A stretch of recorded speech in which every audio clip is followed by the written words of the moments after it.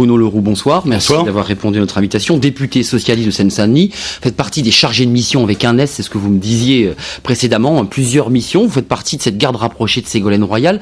Un mot sur la déclaration de candidature de Nicolas Sarkozy. Il a choisi la presse quotidienne régionale, il veut parler aux Français. Il a choisi la presse quotidienne hier.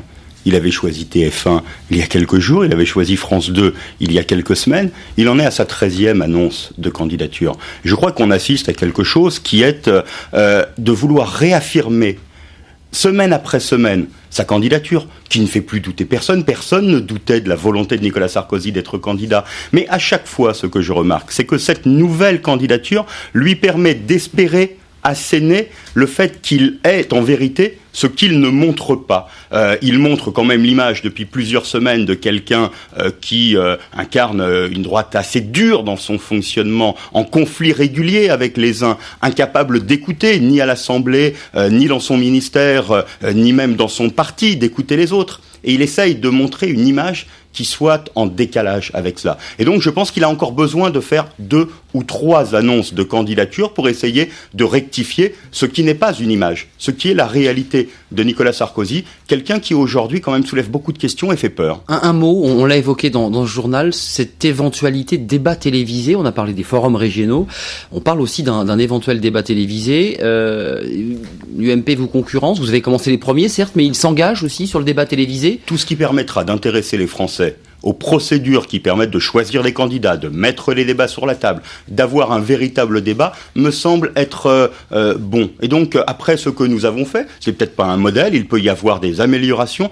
mais nous avons réussi à intéresser plusieurs millions de Français au choix de notre candidat, et par là même, nous avons donné de la force à notre candidate, à Ségolène Royal. Donc si demain, il souhaite faire, mais je n'ai pas eu l'impression hier soir que cette candidature était une candidature qui laissait beaucoup de place à un débat. J'ai plutôt eu le sentiment qu'on assénait aux autres, à ceux qui sont dans le même parti, le fait qu'il pouvait y avoir organisation de 2 ou 3 petites choses à côté, des pécadilles, mais que l'essentiel était là, qu'il était candidat quoi qu'il arrive. À suivre. Parlons quelques instants de Ségolène Royal. Alors elle n'est pas en France pour commenter la déclaration de Nicolas Sarkozy, elle est partie au Proche-Orient, une tournée difficile, le Liban, Israël, la Palestine. Certaines mauvaises langues disent qu'elle n'a pas les épaules sur les dossiers internationaux.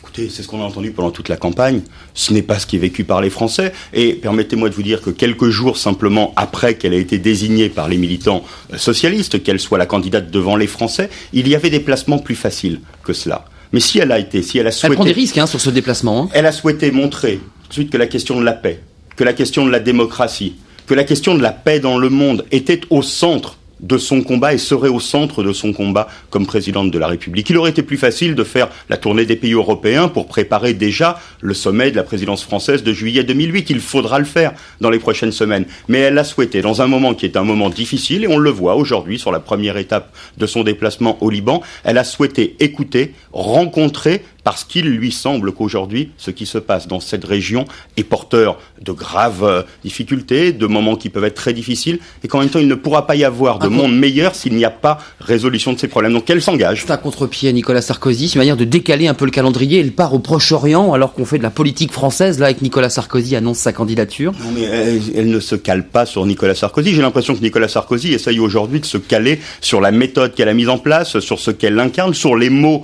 qu'elle utilise, la question du respect hier, mais bien entendu. Mais le respect, ça se manifeste dans tous les actes de la vie quotidienne, dans toute la façon dont on fait de la politique. Et donc ce n'est pas simplement un mot qui peut être lancé comme cela. Non, elle déroule sa campagne. Et vous le savez, si elle n'a pas souhaité réagir à la déclaration de Nicolas Sarkozy, c'est d'abord parce qu'elle ne doutait pas de la volonté de celui-là d'être ministre, mais qu'elle aurait été amenée à dire que la France, par exemple, a besoin aujourd'hui d'un ministre de l'Intérieur. Et d'un ministre de l'Intérieur à plein temps. Et que quand on est ministre de l'Intérieur, on doit l'être à Place Beauvau, 24 heures sur 24. Merci Bruno Leroux d'avoir répondu à notre invitation, puis on attendra avec beaucoup d'impatience la déclaration de Ségolène Royal, je le rappelle, qui est au Proche-Orient ce soir, Liban, Israël et territoire palestinien. Merci Bruno Leroux.